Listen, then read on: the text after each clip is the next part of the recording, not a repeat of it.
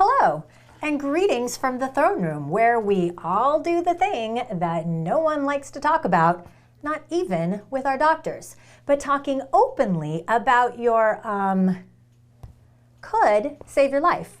We're talking with an expert about colorectal cancer today on Across the Fence. Hello, Vermont. Did you know that colorectal cancer is the deadliest cancer for folks under 50 and the second deadliest cancer of all? Or that it's one of the only cancers with an increasing rate of mortality among people under 50? Well, March is Colorectal Cancer Awareness Month, and so here we are at the tail end, no pun intended, getting comfortable talking about colorectal health. Joining me is Dr. Sarah Kelso-O'Brien, an assistant professor with the UVM Larner College of Medicine, who provides expert colorectal and general surgery care to patients at both the UVM Med Center and the Central Vermont Medical Center. Dr. Kelso-O'Brien, welcome. Thank you. I'm happy to be here. I am happy to be here too, having a conversation that sometimes people feel is like squeamish or embarrassing, but that's exactly what we're going to do, right? We need to get beyond that. Correct. Okay, yes. All right. So I do always like to start with definitions. What are we talking about when we talk about colorectal cancer? Good question. So colorectal cancer is cancer that can develop in the colon, which is the large intestine, or in the rectum, which is the very end of the large intestine before the stool comes out.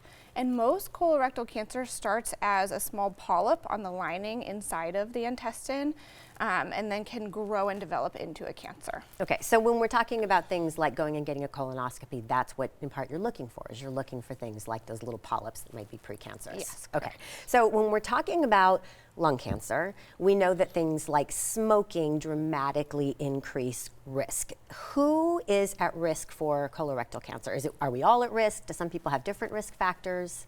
In short, anybody is at risk for developing colon and rectal cancer, so everybody should be getting screened for it. There are a few patient populations that are higher risk, so increased risk would be people that have first-degree family members with colon or rectal cancer. And does that mean like a parent, or who's first degree? A parent, a sibling, even a child that has a colorectal cancer, any of those. Other people who are at risk are people with inflammatory bowel disease like Crohn's disease or ulcerative colitis, or anybody that has a genetic predisposition to colon and rectal cancer like Lynch syndrome.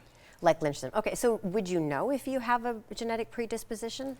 Not always, but if you have a family history, then that's something that should be looked into. So it's definitely another one of those, know your history, know who in your family, etc. Yes. Okay, and how are folks screened for colorectal cancer? I know that there's a couple of different options, including the new poop in the box option. So tell us about, people my age, this is a big subject of conversation, right? Which test have you had? Which test can you take? So talk to us a little bit about what we can do and what the options are. Yeah, good. So there's essentially two options for somebody who is an average risk person, so not one of those higher risk people. And so there's the stool-based testing, the poop in the box that you talked about.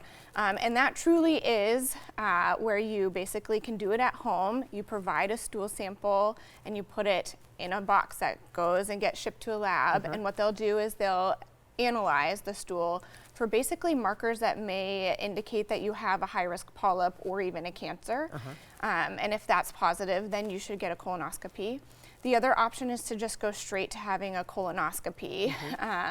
The benefit of that is that the colonoscopy will look for polyps and can actually remove polyps during the test so that they cannot grow into a colon cancer. Okay, and this is something you do too, right? This is a part of your practice. This is something you spend time in the OR doing, is colonoscopies and polyp removals. Colorectal surgeons and gastroenterologists. I don't remember if we said it yet, but what is the screening age?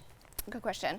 So age 45 is the age that everybody should start screening if they're average risk. It used to be 50, but now we're seeing younger and younger people with colon and rectal cancer, so they've dropped the age down to 45 in the last couple of years. Okay, so 45, this is how you celebrate your 45th birthday. Yes. You schedule that, the poop in the box. And again, so who then should do each of these? Is there anyone like I should take a certain type of test based upon my background, et cetera?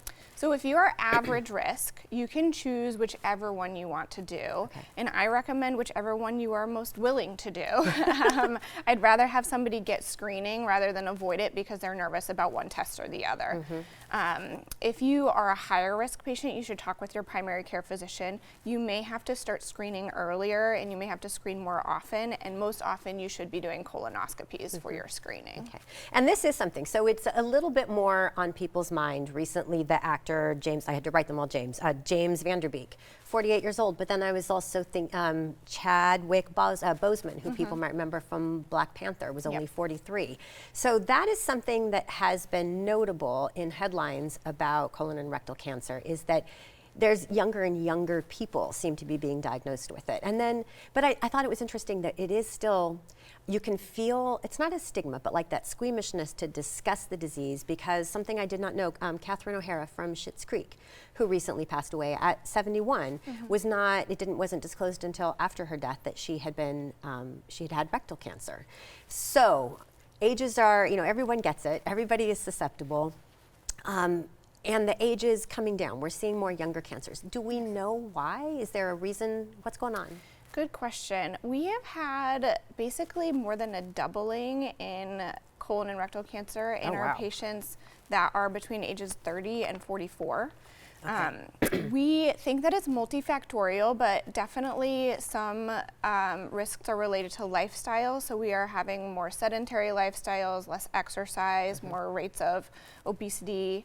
That's part of it, and then diet is definitely a part of it. So we know that diets that are high in red meat, that have a lot of processed food in it, and that are low in fiber, so your typical fast food diets, increase your rate of colon and rectal cancer. If you can have a high fiber diet with lots of fruits and vegetables, then you'll be decreasing your rates of colon and rectal cancer. So this is good to know. So on that preventative side, what we can do, it's pay attention to what you're eating. Yes, high fiber, fruits and vegetables.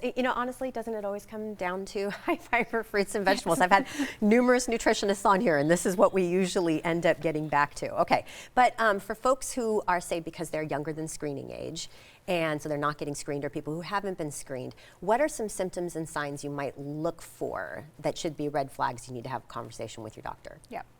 So a couple of things to be looking out for. These should be things that you should definitely go and talk to your primary care provider about. That would be blood in your stool, especially if it's recurrent, like it's happened multiple times, or if it's for a prolonged period of time. If you have... Does it matter the color of the blood? So either dark and tarry stools, like black stools that are tarry, should be alarming, or red blood in your stool. You should just talk with your primary about. Other things would be new bloating or abdominal pain, change in your bowel habits, or if you have any sort of signs of anemia like weakness or fatigue. Those are things that you should bring up with your primary care doctor and see if that you should get a colonoscopy. Okay, yes, okay, now I'm gonna ask you some of the questions that are like, oh, let's just get through this squeamishness. What do normal bowel movements look like? What's healthy? When you're like, I'm not worried about it, look at that, that's perfect, it's beautiful. Yes, good. Everybody's a little bit different, is what I say. In general, they should be on the brown side. Most people will have either up to 3 bowel movements a day or bowel movements every 3 days. Anywhere in that is within normal range. Things to look out for, like I said, are the black and tarry stools, or any sort of blood in your bowel movement, or just a change from what you normally have. So if you normally you're on the thicker side of things, if you start having significant diarrhea and that's a change, let your doctor know to see if you need to work up for that. Okay, so anytime we see something different. Yes. Okay, and what should you say? I mean, I thought it was interesting that most of the websites I looked at always had a section that said how to talk to your doctor, which makes it sound like, is there something specific that we're supposed to say, or is it just addressing that sometimes we're like, I don't know if I want to talk about it. What should you say to your doctor? Not anything specific, but talking about any sort of changes in your bowels or your bottom should be brought up with your primary care provider. Honestly, we talk about butts and gets all the time, and so for us, it's not that embarrassing, and so I feel like you shouldn't be embarrassed to talk about it. Okay, so we're just going to push right through it and just say, hey, look, you've heard it all before. This is my opportunity to discuss everything. Yep, exactly. We mentioned it before, colorectal cancer, can it be prevented? It's more like we can protect ourselves with good diet, exercise. What would you say? So yes, diet and exercise can help, but it can be prevented, and actually colonoscopy is the way to do that. So like we said, most colon and rectal cancers start out as small polyps. So if we can go in and remove those polyps on a screening colonoscopy before they can grow into a cancer, you can prevent yourself from developing a colon and rectal cancer. Okay, and since you do colonoscopies, and again, this is a hot topic of conversation amongst people who are around my age, any advice for getting prepared for one? How do you have a great colonoscopy experience? Good question. So the worst part is actually usually doing the prep ahead of time, where you have to take a bunch of laxative to clean out your colon. You do that the night before and the morning of. So clear your schedule. Yep, exactly. Clear your schedule for Don't go out. the day before and then the day of the colonoscopy. Okay. The day of the colonoscopy is actually the easy part. So when you show up, we actually usually give you some sedation medication before your colonoscopy, so you don't feel anything. You don't feel us put the colonoscopy into your bottom and do the exam. You just wake up having had the best nap ever. Okay. That doesn't sound terrible. Okay, all right, we can all do this. So, do you still have questions?